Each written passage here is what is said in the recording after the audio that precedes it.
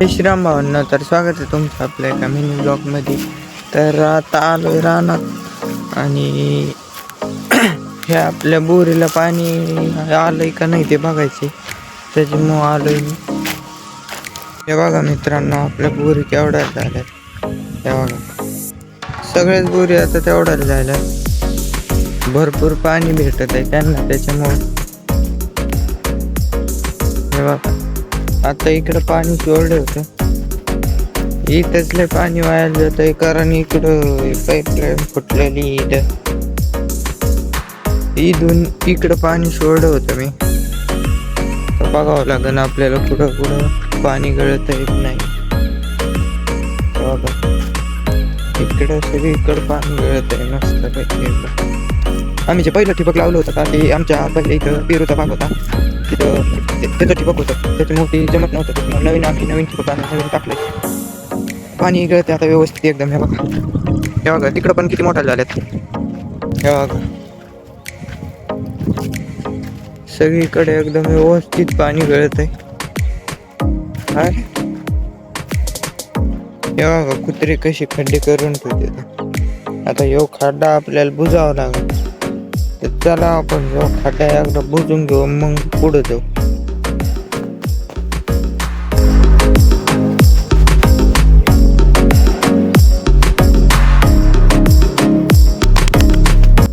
मित्रांनो, आपण तो खड्डा बुजून टाकला, तुम्हाला पण दाखवतो. हे बघा, आपला खड्डा बुजून टाकला.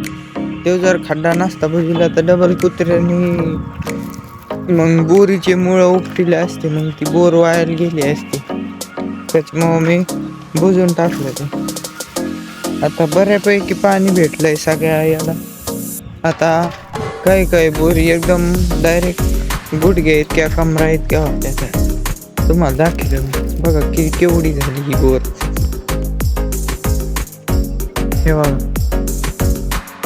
माझ्या ईदवर लागत गुडघ्याच्या वर. हे बघा, लय मोठी झाली बरं का, लय मोठी झाली.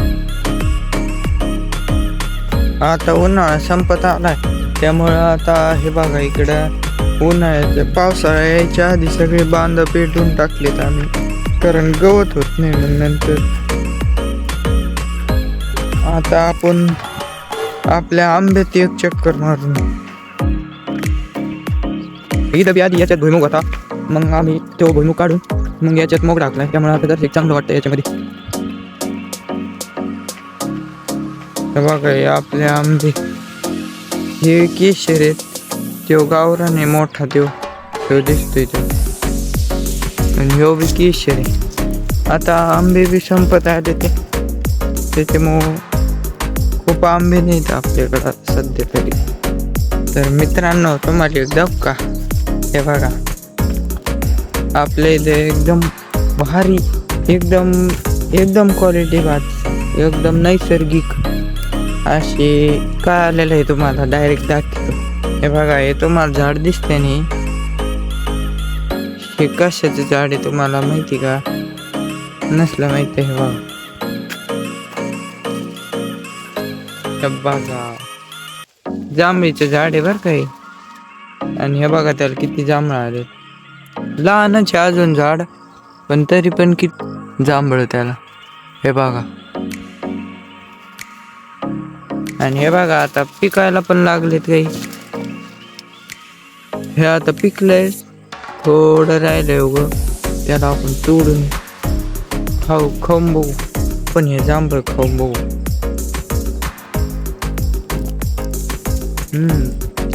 मित्रांनो, गावाकडे राहण्याचा हे एक फायदा आहे का, आपल्याला नैसर्गिक पद्धतीने पिकलेले फळं काय असेल, दुसरं काही पण, कोणचे पण फळ ते खायला भेटते. त्यात कोणतं बी रासायनिक खत हे वापरलेलं नसते, आणि पिकायला पण ते तसे आता मार्केटमध्ये ॲसिड फिशिक येते, ते पण काय नसतं इथं. त्याच्यामुळे याची चव वेगळीच लागते. हे बघा, आमचं आता हे नारळ पण आहे. आता हे बघा, याचा कलर कसा आहे तुम्ही सांगा. हे बघा, आणि निसर्गरम्य कलर आहे बरं का. याला काही कोणी केलेलं नाही, काय नाही.